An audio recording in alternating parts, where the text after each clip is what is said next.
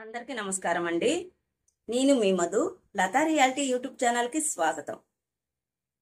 Friends, ఈరోజు topic వచ్చి ప్రతిరోజు మనం మాట్లాడుకుంటున్నాం కదండి, అలాగే ఈరోజు కూడా కామెంట్ వచ్చిందనమాట. మనకి వాళ్ళు ఉండేది నాయుడుపేట, దివ్యాంగుడు, మంచం మీద ఉన్నారు. అతన్ని ఎక్కడికి హెల్త్ చెకప్కి పంపించినారు, తను పడుతున్న బాధ ఏమిటి, అట్లాగే కొత్త పెన్షన్ల అప్డేట్ ఏమైనా ఉందా, 15,000 రూపాయల పెన్షన్ రావాలంటే పర్సంటేజ్ ఎంత ఉండాలి, కొత్త ప్రయాణానికి మన దివ్యాంగులు పురుషులు కానీ స్త్రీలు కానీ ఫ్రీ బస్ అన్నారు, అది ఎంతవరకు వచ్చింది, ఇలాంటి విషయాల మీద మీతో మాట్లాడదాము. దానికన్నా ముందు ప్లీజ్ లతా రియాలిటీ యూట్యూబ్ ఛానల్కి మీరు ఫస్ట్ టైం చూస్తున్నారా, లైక్ చేయండి, సపోర్ట్ చేయండి ప్లీజ్ ఫ్రెండ్స్. హైప్ అనే ఆప్షన్ వచ్చింది, దాన్ని హైప్ చేయండి. సబ్స్క్రైబ్ చేసుకొని పక్కనే ఉన్న బెల్ ఐకాన్ని ఆన్లో పెట్టుకోండి. నేను చేసే ప్రతి వీడియో మీ దాకా వస్తుంది. ఓకేనా ఫ్రెండ్స్, మరైతే వివరాల్లోకి వెళ్దాం. అతను 100% దివ్యాంగుడు, బెడ్ రిలేటెడ్. తనకి హెల్త్ చెకప్కి వైజాగ్ వేసినారు. ఇది ఏమైనా మానవత్వం ఉన్న హెల్త్ చెకప్? మానవత్వం కొంచెమైనా ఉందా? బెడ్ మీద లెగవలేని పరిస్థితిలో ఉన్న అతన్ని ఇంకొకళ్ళు తీసుకొని వెళ్ళాలంటే ఒక ఊరు నుంచి దగ్గరలో 1 గంట ప్రయాణమో 2 గంటల ప్రయాణమో అయితే అతన్ని ఎట్లాగొట్లాగా తీసుకొని వెళ్ళగలుగుతారు. ఫ్రెండ్స్, మీరు కొంచెమైనా ఆలోచించండి. ఇక్కడి నుంచి 2 రోజుల ప్రయాణాన్ని అతన్ని ఎట్లా క్యారీ చేయాలి, అతనికి తనతో పాటు వచ్చే వాళ్ళకి ఆ హెల్త్ చెకప్కి ఎంత వ్యయ ప్రయాసలు. అట్లాగే ఇంకొక బ్రదర్ కూడా విజయవాడకి వేసినాడంట. నాయుడుపేట నుంచి విజయవాడ హెల్త్ చెకప్కి అక్కడ పోండి అని రాసిచ్చేశారు. ఈజీయే రాసిచ్చేయడం, కానీ ఇక్కడ పడుతున్న మన దివ్యాంగుల పరిస్థితి ఏంటి అని ఒక్కసారైనా ఎవరైనా ఆలోచిస్తున్నారా? వాళ్ళకున్న బాధను ఎవరైనా గమనిస్తున్నారా? వాళ్ళు బెడ్ రిలేటెడ్, లెగవలేరు.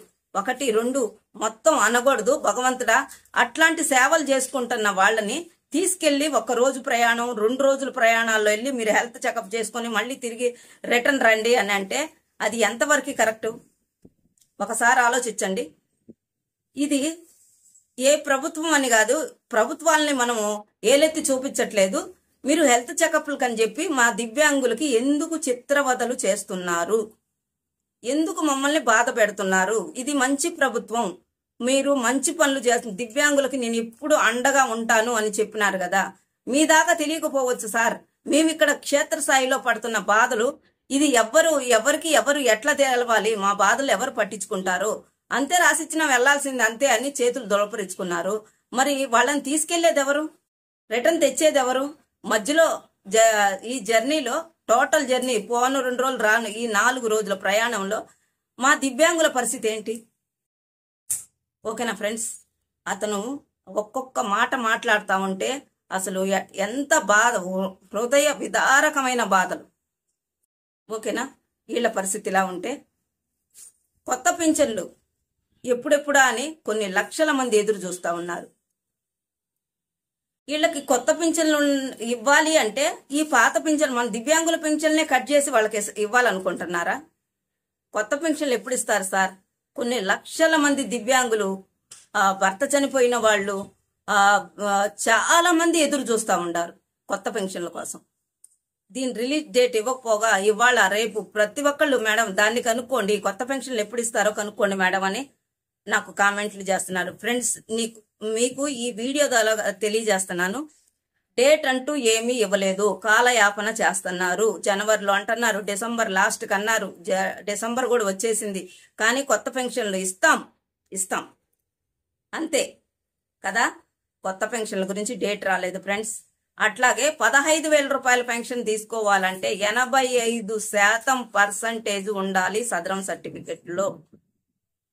అప్పుడు 15,000 రూపాయల పెన్షన్కి ఎలిజిబుల్. 40% అంతకన్నా 50, 60, 70 ఎంత ఉన్నా 6,000 రూపాయలు దివ్యాంగులకి ఇస్తారు. ఇది క్లారిటీ.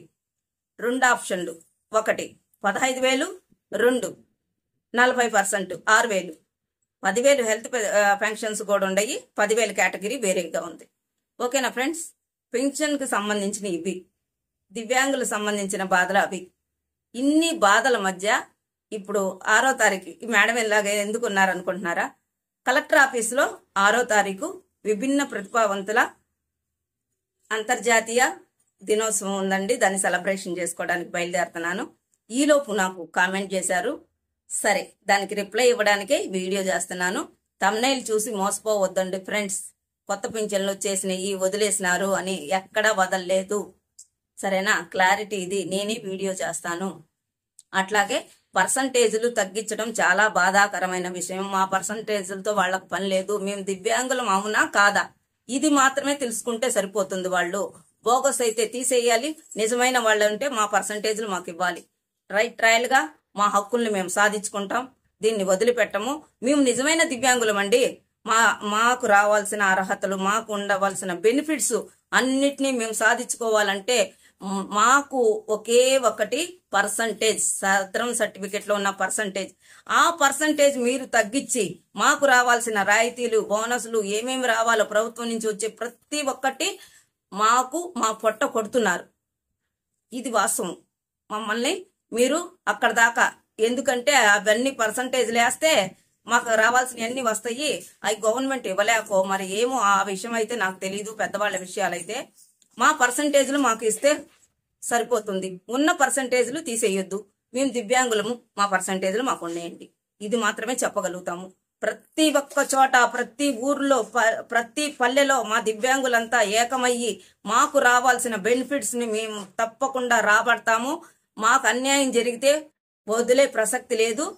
కాబట్టి మేము ఇంకా వెయిట్ చేస్తున్నాం. ఇంకా వెరిఫికేషన్ పేరుతో కాలయాపన చేస్తున్నారు. ఈ వెరిఫికేషన్ అయిపోతేనే మీరు పెన్షన్లు ఇస్తారా? కొత్త పెన్షన్లు? ఈ వెరిఫికేషన్ ప్రక్రియ సజావుగా సాగుతుందా? ఏ డాక్టర్ కరెక్ట్ గా చూస్తున్నాడు? 10 నిమిషాలు 100 మందిని చూడాల్సింది 2-3 నిమిషాల్లోనే అసలు వాళ్ళు ఏం చూస్తున్నారో, ఏం చెక్ చేస్తున్నారో తెలియకోకుండా డాక్టర్లు చేస్తా ఉంటారు. ఇది ఎంతవరకు న్యాయము? కరెక్ట్ గా చూడండి, కరెక్ట్ గా చెయ్యండి. మా దివ్యాంగులకు అన్యాయం చేయొద్దు. ప్రతి డాక్టర్ మానవత్వంతో కొంచెం మెసులుకొని మా దివ్యాంగులకు రావాల్సిన పర్సంటేజ్ కరెక్ట్ గా ఇవ్వండి. మాకు ఎక్కువది తక్కువ వేయొద్దు, తక్కువది ఎక్కువ వేయొద్దు. మాకున్నది మాకు ఇస్తే చాలు. ఇది నేను లతా రియాలిటీ యూట్యూబ్ ఛానల్ ద్వారాగా మన దివ్యాంగులకు తెలియపరచాల్సిన విషయాలు. ఓకేనా ఫ్రెండ్స్? మరి మీ కామెంట్లు నాకు తెలియజేస్తారని ఆశిస్తున్నాను. మరొక వీడియోతో నేను మీ ముందుంటాను. Thanks for watching.